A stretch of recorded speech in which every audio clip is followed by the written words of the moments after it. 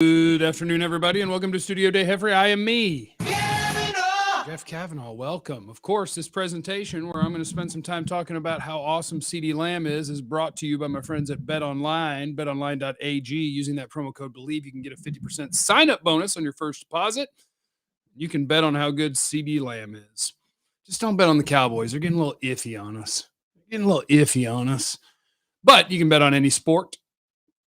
They've got the best coverage, analysis, free plays, all sorts of greatness at BetOnline. You go to betonline.ag, use the promo code BELIEVE, and you are in business, my friend. You can figure out how are you going to make your fortune. Do better than I did on DraftKings. BetOnline, thanks for presenting this. Wait, isn't the Freak live right now? Oh, I guess I shouldn't tell you. We actually are replaying things. So you're going to hear our actual shows, but you're going to get until January 2nd. We're not technically live. It is replays of things that we have already done. We're sneaky like that. That way, while other stations are playing, weekend guys or whatever, people who might be checking us out can hear our real shows. They just aren't hearing them in real time. Yes. I want to talk about CeeDee Lamb first. That is the first thing I want to talk about. And then I got other things I want to talk about too. I started my NFL draft stuff. I've watched two players. I love Tyree Wilson, the Texas Tech defensive end. But anyway, I'm going to share something on my screen here. And then I'm going to help you read it. And then if there's people who listen to this in audio form later, then I'll try to explain it as I show you. Let me see. It's a window. I want this. Sorry, my technology isn't the best, but I'm going to try. So this is a chart. It's a chart. And as I'm looking at my screen, I don't even know if you can read said chart, but I'm going to help you out. What it is it is from NFL's Next Gen Stats. It is a couple of different ways they track wide receivers. One is how often they're targeted. That is the one on the left side. And then the one across the bottom is how often players are open. So the way we're reading this and the way that I want to focus on is how often do guys get open? And if you can't see it, the guy who's the grand champion of it is actually A.J. Brown this year.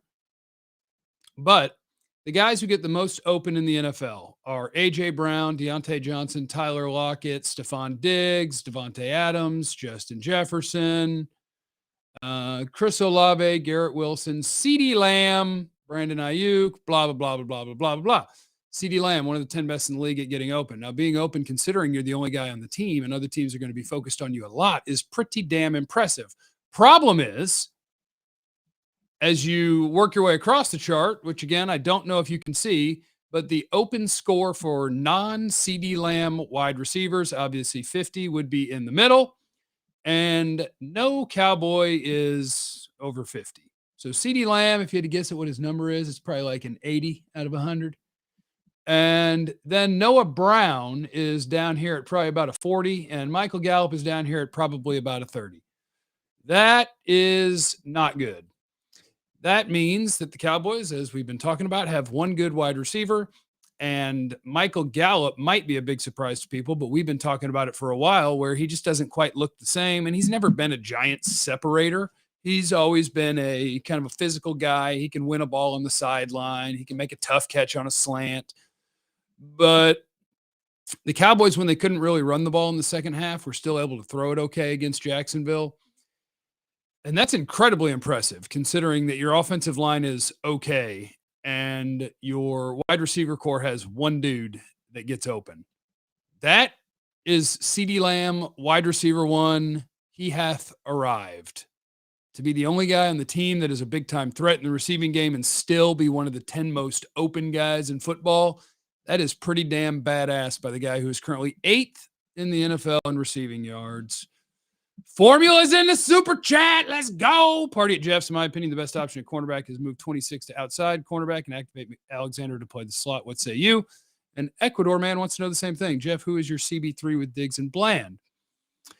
And then Vance, this is all cornerback stuff. You agree with Vach and BB that DQ needs to do more to help KJ? And why do I fear Bones pushed for Wash over Hilton for special team reasons Sunday? I think with TY Hilton, you just got to get up to speed too. I think that is part of it, where you got to just make sure that the guy is fully ready to step into an NFL game and do work. So hopefully this next week we could get some TY Hilton because they desperately need somebody who can just beat man coverage. The Cowboys wide receiver core minus CeeDee Lamb is not okay or average. It's bad. And they need to find something to help. And it's hard at this point in the season. It's the same thing at cornerback. What is their best option? I don't know. I mean, Kelvin Joseph, you would hope would be the best option, but he was trouble this weekend. You got 3 names you can play with outside of Kelvin Joseph and Deshaun Wright, and those are Trayvon Mullen, who they recently claimed, Kendall Sheffield, who they've had around for a few weeks, and Mackenzie Alexander. And Dan Quinn said it. This week, they're going to play around in practice. They're going to compete, and they're going to see what is our best look. And it's nice to have a bunch of bodies that are going to compete for that job, but it's also guys who have been waived or were on the streets, and I don't know the best answer. But they're going to have to find an answer that is at least adequate. Otherwise, you're going to have defensive trouble. Just look at that second half against Jacksonville, over 300 yards, 27 or whatever amount of points they scored in one half. Those are absurd numbers, and it's because your pass rush didn't have time to get home. Plus, Trevor Lawrence is a good escaping quarterback, but so much quick game and misdirection, and there's a lot of stuff the Cowboys got to get screwed down. One is fundamentals.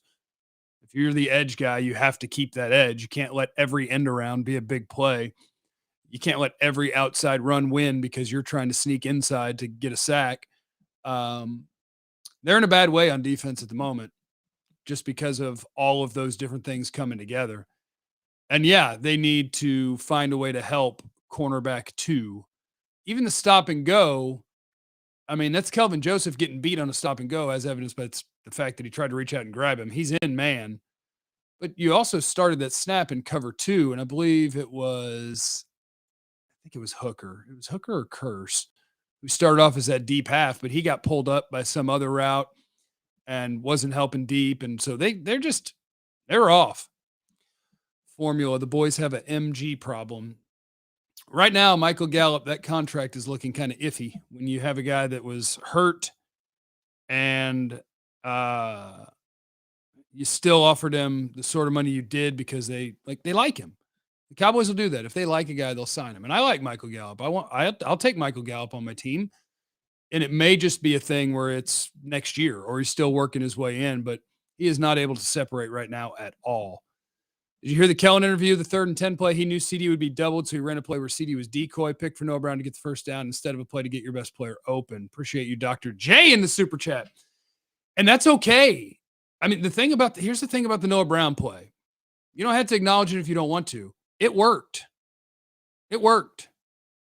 They were running, I believe it was CeeDee and Dalton Schultz on essentially a double pick play, thinking they would have man coverage on another wide receiver, Noah Brown, which they did. And they weren't able to really create a bunch of traffic with a good pick, but the play worked. Noah Brown had a step.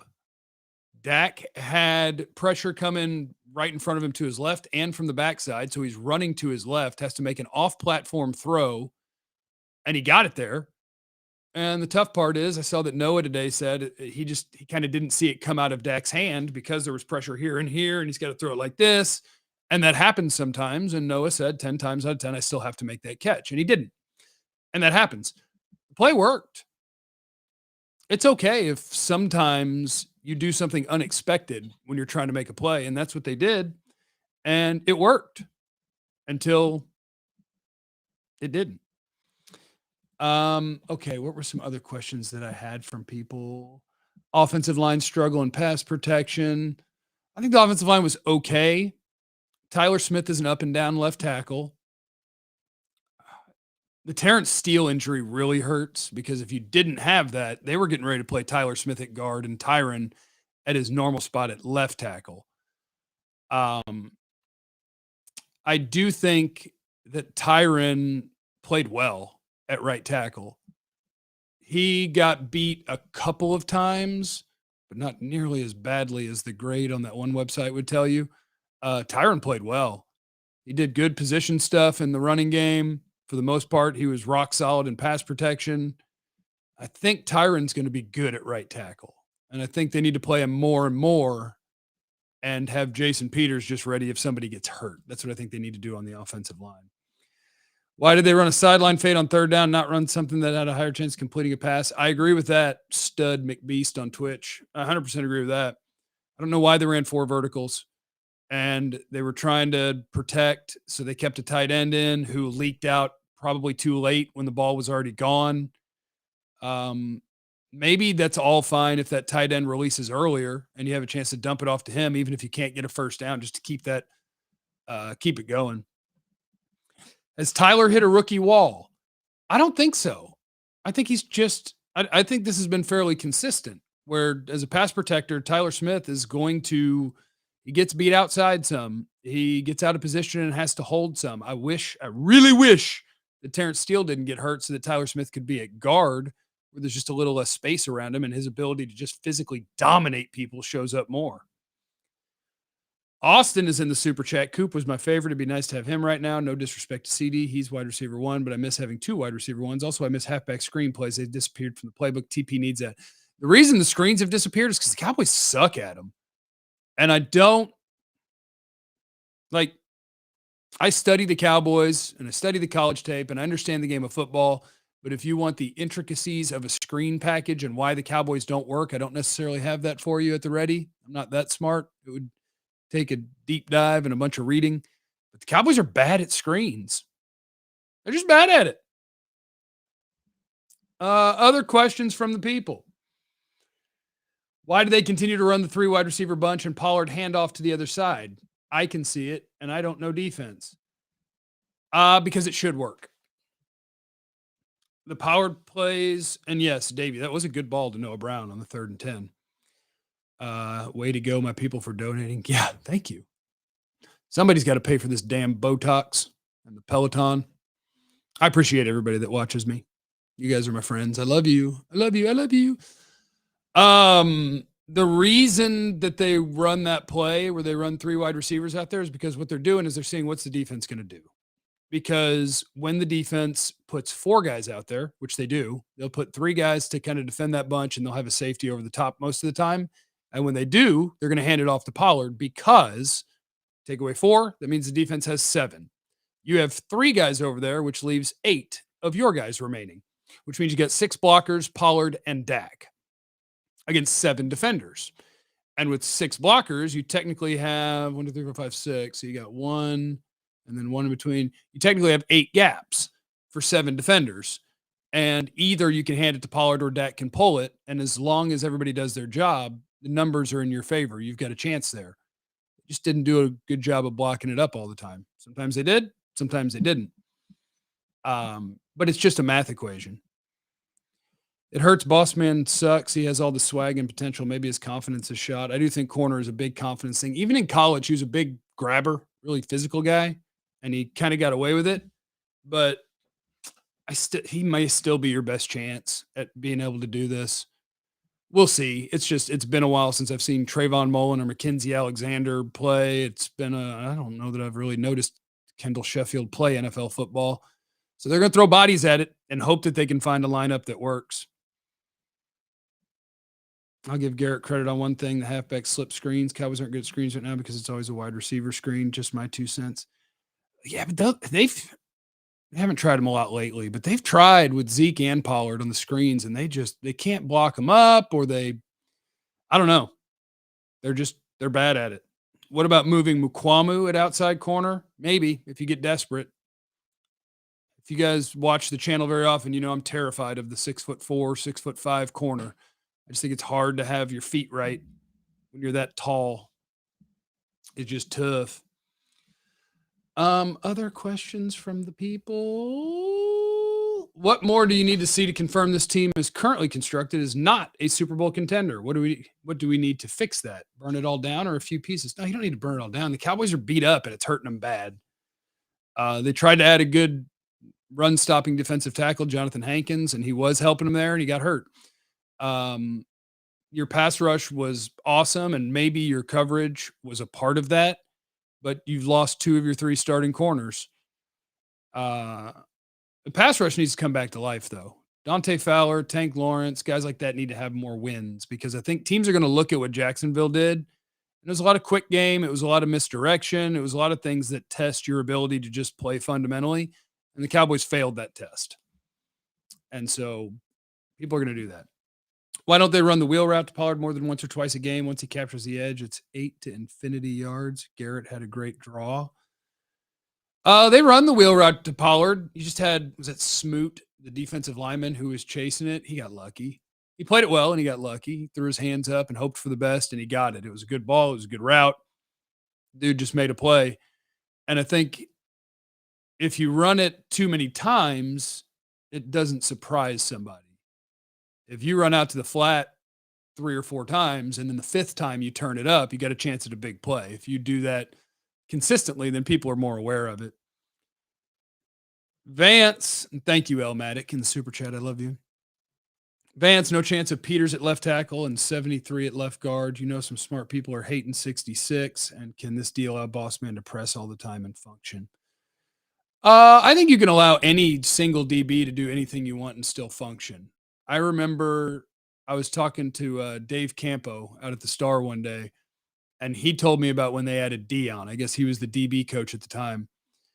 And he said Dion taught him, where Dion was just like, no, tell me who to cover. And Campo was like, well, that's not how the defense works. And he was like, tell me who you don't want to catch the ball. And Campo was like, I guess I could scheme around that. So I guess, yeah, you could, but they are going to have to figure out how to cover up for that corner or find a guy that can play better. And I don't think there's a chance of Peters at left tackle and Tyler Smith at left guard. And I'll tell you why, Vance. And maybe there is. Maybe I'm wrong. Maybe once they get Tyron C legs under him and they feel like he can play the whole game, then maybe they will move around all those different parts. I think 1, they don't want to move as many parts. 2, I think me, and probably most of you would be wary of the idea that Tyron Smith is going to play right tackle for the first time in quite some time. Jason Peters is going to play left tackle. They're both going to play every snap, and you're going to stay healthy through the rest of the season and all the way through a playoff run. I think that is something they kind of worry about. Can we get more Clark and Jabril Cox? I do hope to see more Jabril Cox because your defense had a lot of problems. 1, pass rush wasn't getting home. Jacksonville was a big part of that. Quick game, misdirection, slowing you down. And the quick game worked because you didn't have the DBs to hold up in coverage and you didn't have the linebackers to hold up in coverage. I don't think either Damone Clark or Anthony Barr played well in coverage, but Anthony Barr to me stuck out as a guy who wasn't making plays, couldn't run with running backs to get to the outside, wasn't getting off blocks, was late reacting on some pass plays and doesn't have the speed anymore to make up for that. So lots of things. They're banged up. Being banged up hurts. I've noticed ever since AB got hurt, we've been playing a lot of off coverage. I don't think that helps the pass rush or quick game and even run support. Do you think that's a factor? Yeah, I mean, I think wide receivers love free releases. If you're going to play off, wide receivers love that. And quarterbacks love that. If you've got the personnel to walk up and disrupt timing by getting in wide receivers' faces, I think it's a great thing to do. I think Deron Bland is capable of that. I think Trayvon Diggs is capable of that. But Dan Quinn's also smarter than me, so they'll figure this out. Correct me if I'm wrong, but Dak is balling.